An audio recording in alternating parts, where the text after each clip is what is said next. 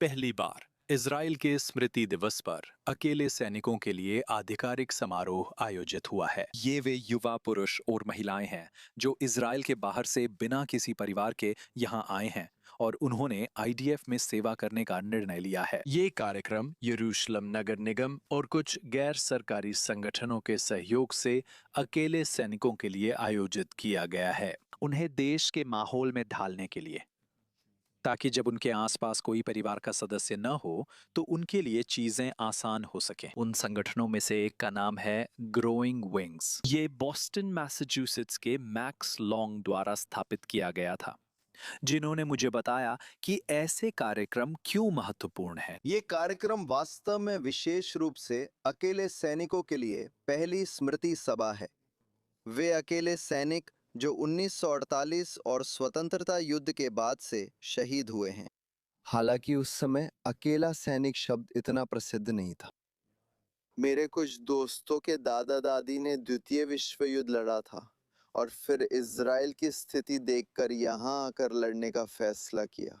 वे ही पहले अकेले सैनिक थे और जाहिर है कि अकेले सैनिकों के लिए समर्थन। पिछले 20 वर्षों में सैनिकों के लिए समर्थन प्रणालियां काफी बदली हैं। अब कई सहायता प्रणालियां हैं, फिर भी कमी बनी हुई है। और मुझे लगता है कि ये कार्यक्रम खुद कुछ संगठनों का प्रतिनिधित्व करता है जो सभी अकेले सैनिकों की सेवा के दौरान और बाद में समर्थन करने के मिशन को साझा करते हैं। और हम सब यहाँ एक साथ हैं। हमने ये कार्यक्रम मिलकर किया है। मुझे लगता है यही दिखाता है कि हम समर्थन प्रणाली में भी इन संसाधनों और संगठनों को, जो इस समुदाय के लिए बहुत कुछ कर रहे हैं, आपस में जोड़ना चाहते हैं।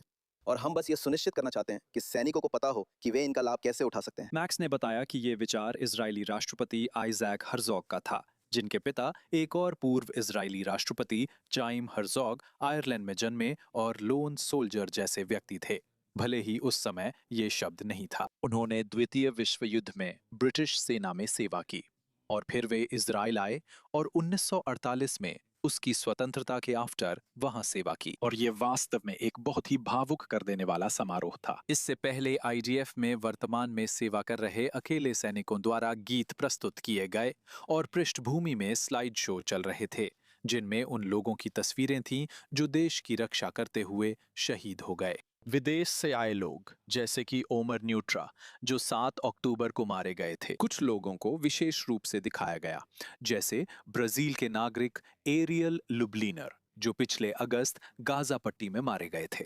वहां रोज लूबिन थीं, जो 7 अक्टूबर के नरसंहार से बच गई थीं, लेकिन फिर दुखद रूप से यरूशलेम के पुराने शहर में यहां से कुछ ही मील दूर एक आतंकी हमले में मारी गईं। और जॉश बून भी थे, जो एक आईडीएफ स्नाइपर थे और जिन्होंने इस साल जनवरी में अपनी जान ले ली थी। उनकी साथी करेन उन लोगों के परिवारों की ओर से पुष्प चक्र अर्पित करने वालों में से एक थीं, जिन्होंने संघर्ष के दौरान अपने किसी प्रियजन को खो दिया था। और वहां मौजूद थे अमेरिकी राजदूत माइक हॉकबी, जिन्होंने कुछ शब्द कहे। उन्होंने कहा कि 7 अक्टूबर की नरसंहार और उसके बाद हुए युद्धों में देश की रक्षा करते हुए 59 अमेरिकी मारे गए हैं। इस कार्यक्रम का उद्देश्य दिखाना था कि ये लोग अनजाने विदेशी देश में उसकी सेवा और रक्षा के लिए जा रहे हैं, ताकि भविष्य की पीढ़ियों के लिए उसे सुरक्षित रखा जा सके। और जैसा कि माइक हॉकबी ने आज शाम पहले बोलते हुए कहा था, ये सिर्फ ये नहीं दिखाता कि वे अकेले सैनिक हैं, बल्कि ये भी दिखाता है कि वे अकेले नहीं हैं।